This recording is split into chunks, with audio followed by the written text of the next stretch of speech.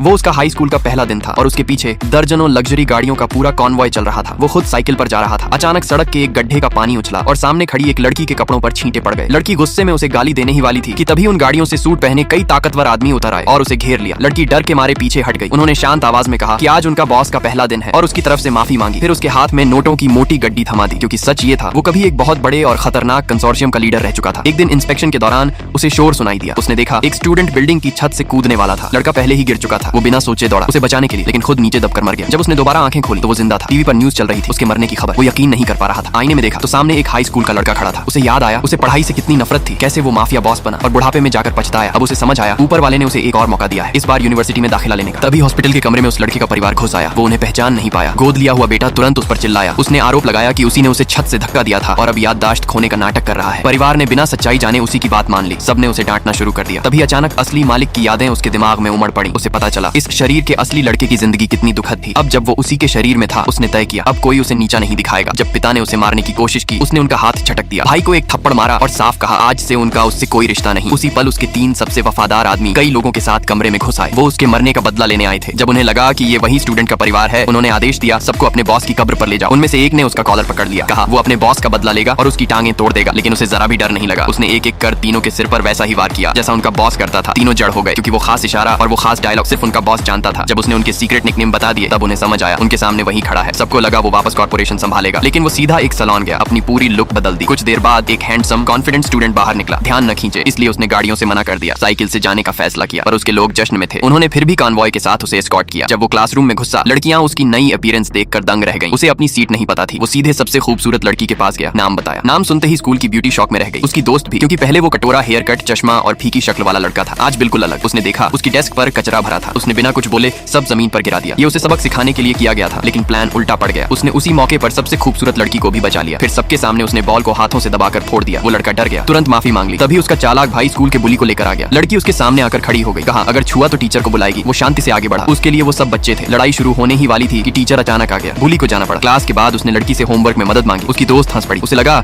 ये सिर्फ पास आने का बहाना है। कहा उसके बहुत सारे चाहने वाले हैं। बुली ने ये सब देख लिया। वो बर्दाश्त नहीं कर पाया, सीधे उसके पास आया सबक सिखाने। उसने चैलेंज मान लिया। लड़की ने उसका हाथ पकड़ लिया, रोकने की कोशिश की। उसकी ये चिंता देखकर बुली और भड़क गया। उसने लड़की को शांत किया और खुद उसके पीछे चल पड़ा। एक अंधेरी गली में बुली ने सबको हमला करने का इशारा किया, लेकिन वो एक एक कर सबको गिराता गया। तभी लड़की टीचर को लेकर लौट आई। जब टीचर ने देखा कई लोग एक पर हमला कर रहे थे तो वो तुरंत गुस्से में आ गया। मामला गंभीर मानकर उसने सबके पेरेंट्स को बुलाया, क्योंकि उसने अपने परिवार से रिश्ता तोड़ लिया था। उसे अपने आदमियों को कॉल करना पड़ा। किसी को उसका पिता बनकर आना था, लेकिन असली पेरेंट्स पहले ही पहुंच गए। बिना कुछ सुने उन्होंने उसे घुटनों पर बैठने और माफी मांगने का आदेश दिया। उसे बिल्कुल फर्क नहीं पड़ा। जब वो उसे मारने ही वाले थे तभी उसके 3 सबसे वफादार आदमी दरवाजा खोलकर अंदर आ गए।